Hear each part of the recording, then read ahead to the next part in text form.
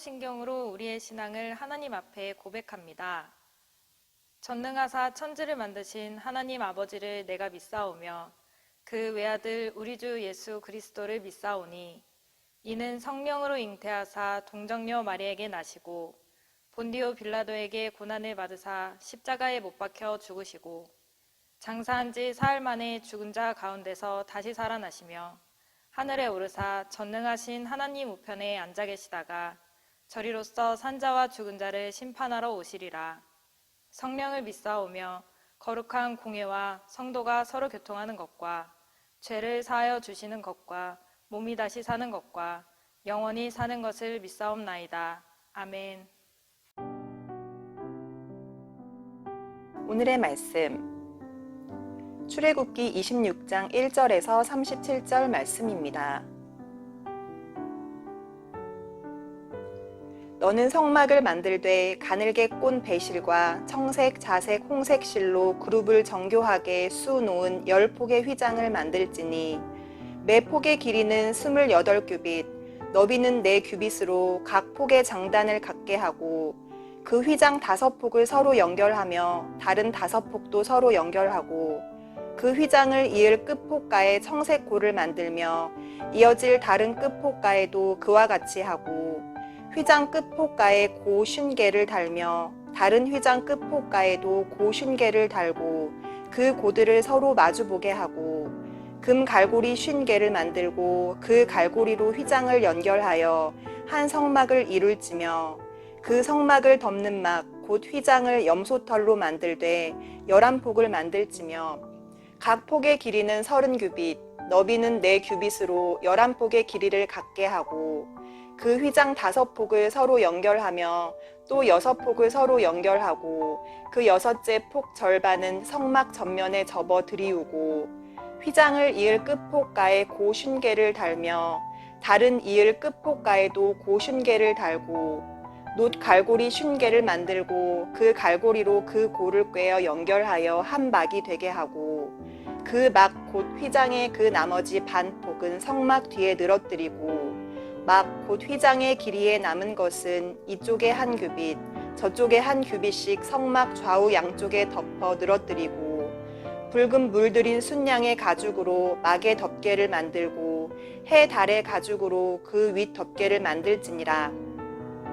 너는 조각목으로 성막을 위하여 널판을 만들어 세우되 각 판의 길이는 10규빗, 너비는 1규빗 반으로 하고 각 판에 2촉씩 내어 서로 연결하게 하되 너는 성막 널판을 다 그와 같이 하라. 너는 성막을 위하여 널판을 만들되 남쪽을 위하여 널판 20개를 만들고 20 널판 아래에 은받침 40개를 만들지니 이쪽 널판 아래에도 그 2촉을 위하여 2 받침을 만들고 저쪽 널판 아래에도 그 2촉을 위하여 2 받침을 만들지며 성막 다른 쪽 곧 그 북쪽을 위하여도 널판 20개로 하고 은받침 40개를 이쪽 널판 아래에도 2 받침 저쪽 널판 아래에도 2 받침으로 하며 성막 뒤 곧 그 서쪽을 위하여는 널판 6개를 만들고 성막 뒤 2 모퉁이 쪽을 위하여는 널판 2개를 만들되 아래에서부터 위까지 각기 2겹 두께로 하여 윗꼬리에 이르게 하고 2 모퉁이 쪽을 다 그리하며 그 8 널판에는 받침이 16이니 이쪽 판 아래에도 2 받침이요 저쪽 판 아래에도 2 받침이니라. 너는 조각목으로 띠를 만들지니 성막 이쪽 널판을 위하여 5개요 성막 저쪽 널판을 위하여 5개요 성막 뒤 곧 서쪽 널판을 위하여 5개이며 널판 가운데에 있는 중간띠는 이 끝에서 저 끝에 미치게 하고 그 널판들을 금으로 싸고 그 널판들의 띠를 꿰 금 고리를 만들고 그 띠를 금으로 싸라. 너는 산에서 보인 양식대로 성막을 세울지니라. 너는 청색, 자색, 홍색 실과 가늘게 꼰 배실로 짜서 휘장을 만들고 그 위에 그룹들을 정교하게 수놓아서 금 갈고리를 4 기둥 위에 늘어뜨리되 그 4 기둥을 조각목으로 만들고 금으로 싸서 4 은받침 위에 둘지며 그 휘장을 갈고리 아래에 늘어뜨린 후에 증거궤를 그 휘장 안에 들여놓으라.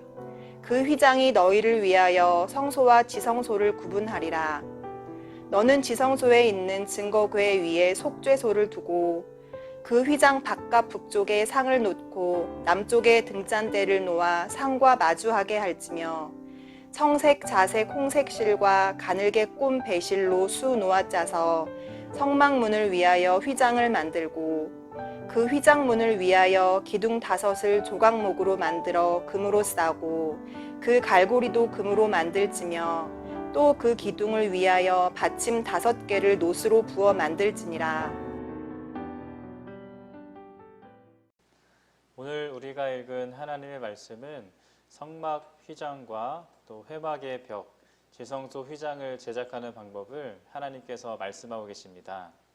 우리가 오늘 읽은 말씀을 살펴보면 하나님께서 성막 제작에 필요한 재료는 무엇으로 어떻게 할 것인지, 또 각각의 치수는 어떻게 할 것인지, 또 그것을 엮는 방법은 또 어떻게 해야 하는지를 하나하나 세밀하게 말씀하시는 것을 우리는 볼 수 있습니다. 1절부터 14절까지 기록되어 있는 휘장에 대한 말씀을 살펴만 보아도 그렇습니다. 우리가 1절에서 14절에 기록된 휘장에 대한 지침들을 살펴보면 하나님께서는 성막 건물 전체를 덮는 휘장을 총 4겹으로 제작하라고 명하신 것을 보게 됩니다.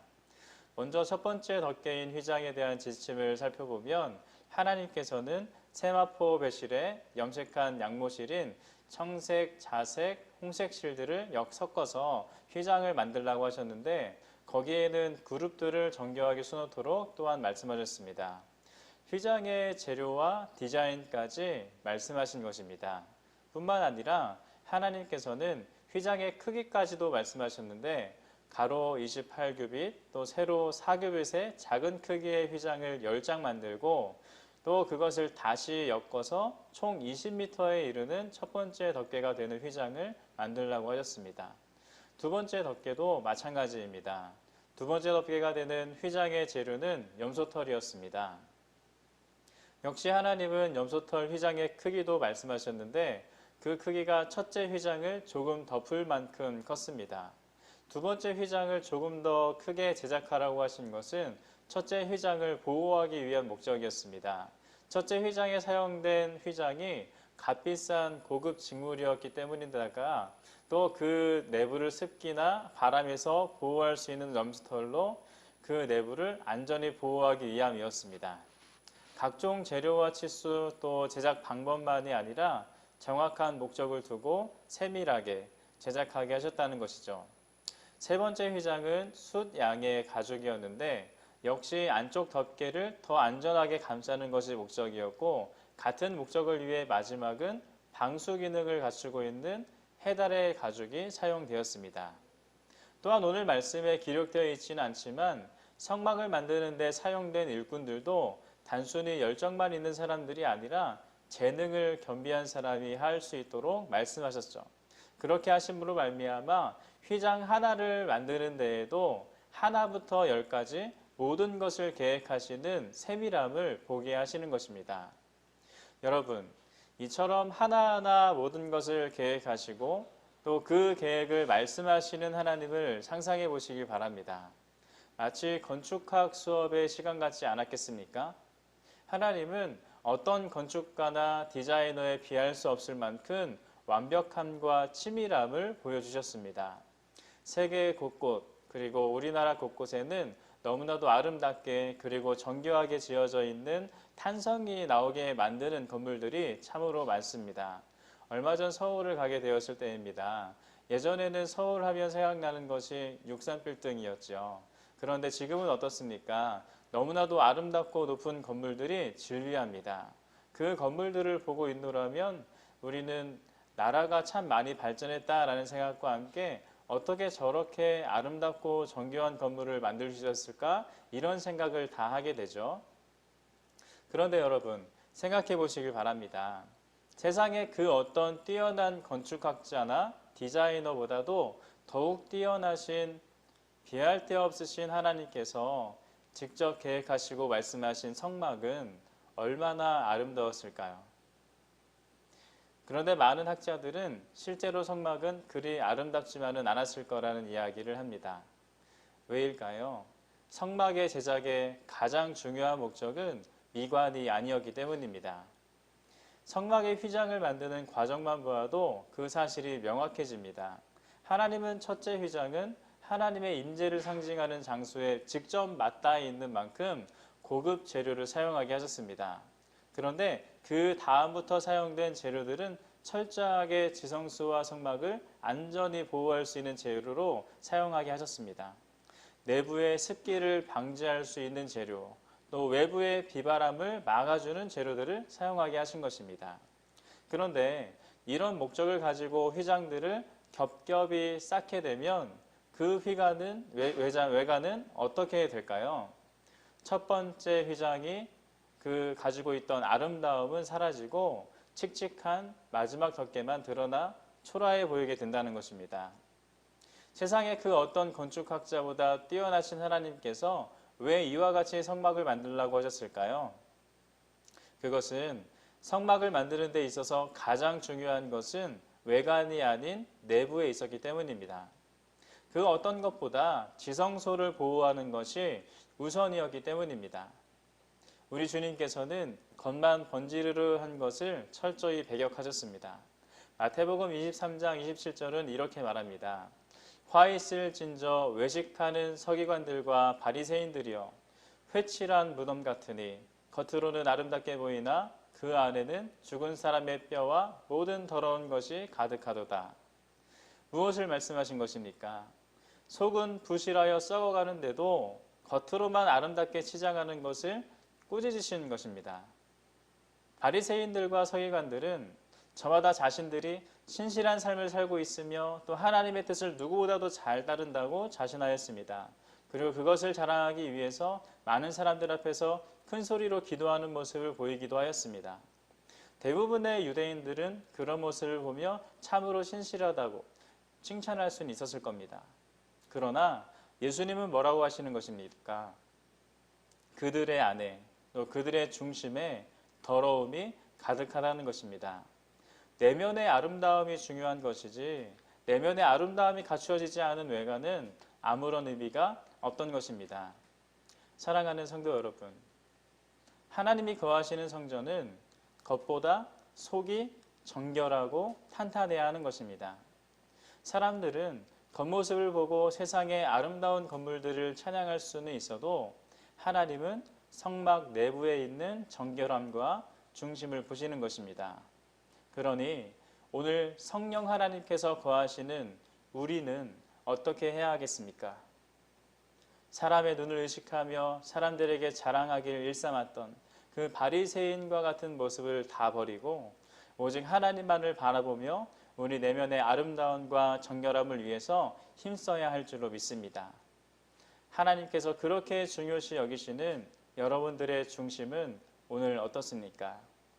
하나님 앞에서 부끄러움이 있다면 오늘 하루 철저히 회개하시고 다 끊어내버리시고 하나님께서 원하시는 이 내면의 아름다움을 위해서 성령의 충만한 은혜를 위해서 기도하는 하루 되시길 바랍니다. 하나님께서 그런 우리를 보시며 기뻐하시고 그렇게 은혜로이 살 수 있도록 도와주실 줄로 믿습니다. 은혜로 살아가시는 오늘 하루 되시기를 주님의 이름으로 축복합니다. 함께 기도하겠습니다. 사랑과 은혜가 충만하신 하나님, 하나님께서 오늘도 귀한 말씀을 허락하시고 이 말씀 통하여서 하나님의 은혜를 다시 한번 기억하도록 인도하시니 감사합니다. 하나님의 자녀가 된 우리들인데 하나님의 은혜를 기억하기보다 우리 외관에 더욱더 신경 쓴 우리의 모습이 있지 않았습니까? 하나님께 신실하게 기도하는 생활하기보다 하나님 우리가 사람들에게 어떻게 보일까 생각하며 신앙생활을 하지 않았습니까? 그런 연약하였던 모습들, 외관에 신경 썼던 모습들 있다면 다 내려놓게 하시고 이제 하나님께서 원하시는 이 중심의 아름다움을 위해서 기도함으로 성령 하나님의 충만한 은혜를 구하며 나아가는 우리 다 될 수 있도록 인도하여 주옵소서. 오늘 우리에게 주어진 하루 동안 성령 충만한 그 은혜 가운데 살아가길 소망합니다. 기도하오니 우리 기도하는 모든 각 사람의 심령 위에 성령의 충만한 은혜를 오늘 허락하여 주시옵소서. 함께 하실 줄 믿사오며 살아계신 예수님의 이름으로 기도드립니다. 아멘. 주님이 가르쳐 주신 기도로 예배를 마칩니다. 하늘에 계신 우리 아버지여, 이름이 거룩히 여김을 받으시오며 나라가 임하시오며 뜻이 하늘에서 이루어진 것 같이 땅에서도 이루어지이다. 오늘 우리에게 일용할 양식을 주시옵고 우리가 우리에게 죄 지은 자를 사하여 준 것 같이 우리 죄를 사하여 주시옵고 우리를 시험에 들게 하지 마시옵고 다만 악에서 구하시옵소서. 나라와 권세와 영광이 아버지께 영원히 있사옵나이다. 아멘.